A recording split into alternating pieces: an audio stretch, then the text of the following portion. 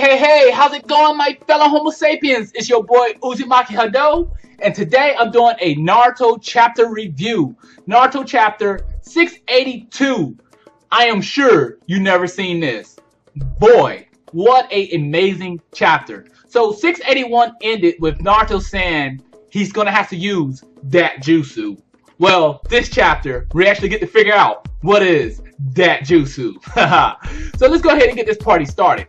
So this chapter basically opens up with Naruto and Sasuke staring at Kaguya and Naruto's clone who's holding Sakura, Kakashi, and Obito, basically just talking this small talk, and Naruto goes ahead and heal Obito.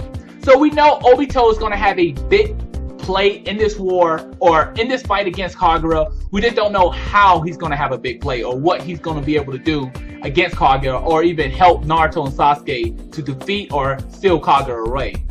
But this chapter shows him basically just healing Obito. Now, something that I thought was really interesting is Naruto has a plan. He whispered it to Sasuke, and I'm actually amazed that Sasuke actually thought, you know what, Naruto, let's try your plan and let's see what happens. Anything that can help opening up a way so we can attack Kaguya, you know, just anything. If we can just get a small opening, we can end this.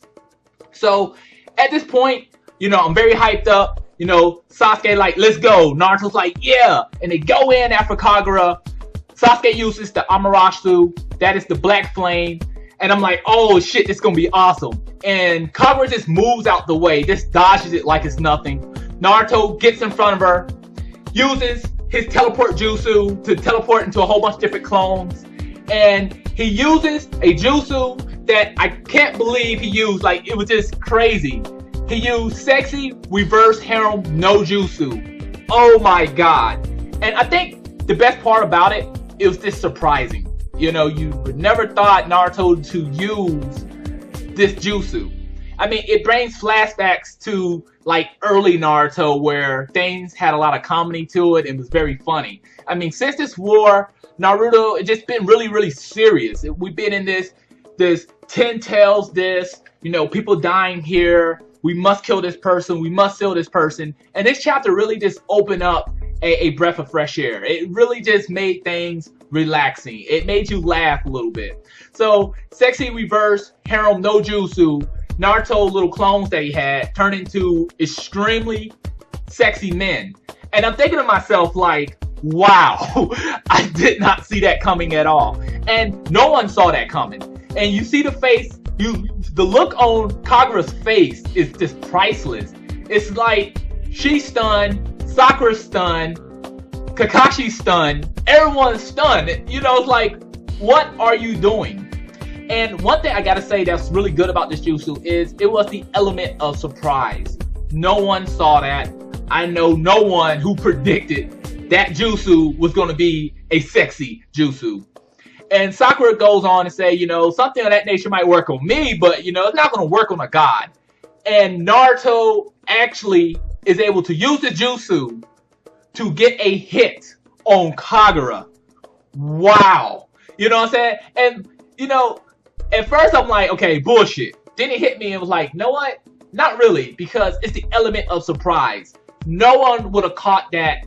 You know what I'm saying? Like, I asked myself, if Madara was there and it was just some attractive chicks popped up in front of Madara, would that have any effect on him? You know, that's what I started asking, like, what Madara did in that situation. And to see Kaguya get hit, you know, this attack actually connect was just stunning, you know. And you see Sakura's face and blood's coming out her nose, and she's like, ah, it worked! Oh my god! Like, I can't believe it worked. And I mean, no one believed that it was going to work, and it was just shocking. And I loved it because, you know, it was the element of surprise. So one thing that I noticed is Sasuke can use his teleport and also teleport other people with him. So after the attack, Naruto and Sasuke teleport right next to Kaguya, and they look like they're trying to get ready to seal her away. They go in for the touch, and we get a close-up of Kaguya's third eye. This Shine Rinnegan, the Sharingan Rinnegan, the Sage Eye, the Ten-Tail Eye, whatever you want to call it. We get a close-up on it. And then everything freezes around Naruto and Sasuke and Kaguya. And that picture is just so fucking awesome. It's just wow. It's really, really beautiful. And we see them just frozen in ice. They can't do anything. And Kaguya just teleports out. Now, I like how she's teleporting out of the dimension or teleporting or whatnot. That's really interesting. Now, here's my big thing about this whole teleporting part. Is she changing the world? Because I read 2 different translations. I went to Manga Pena for one, and I went to, I can't think of the other place I went to. But is she truly transforming the world, or is she teleporting them to a different dimension, or is she teleporting them to a different world? But that other place I go to is Manga B, because they have 2 different translations, and I like to see what the other one says. So she teleports away from Naruto and Sasuke. Naruto and Sasuke is still frozen in the ice, and we can see a castle in a corner of this ice place. Now, when she teleported everyone to this lava world, we've seen a castle.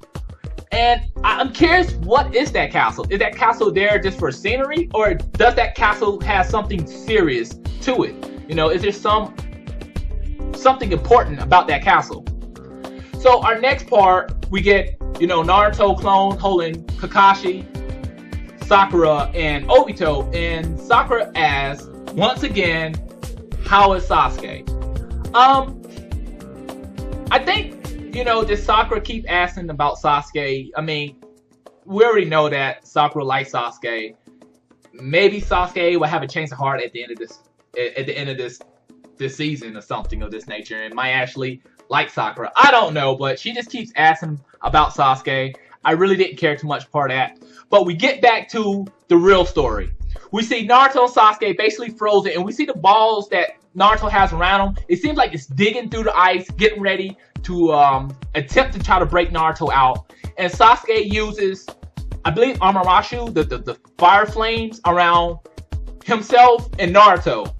And Kaguya just like moves out the way. I thought that was really awesome, because how he did is like, okay, hopefully you don't touch Naruto with that black flame, because if you touch him, you know, y'all fucked.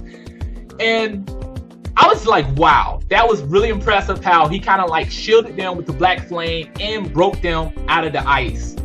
So basically we get Black Zetsu saying, okay, you know what? Hey Ma, these 2 people, they're a nuisance. What about we separate them? And what really catches me off guard is Sasuke is the one that gets snatched out of the dimension into a whole different dimension. It looks like a dimension of sand and dirt. And that's where the chapter ends. You know what I'm saying? It's like, boom, where is he? You know, where am I? And that's how the chapter ends. So how do I feel about the chapter? Well, first thing first, I gotta say, this chapter had great artwork. I mean, the art in this chapter was just beautiful.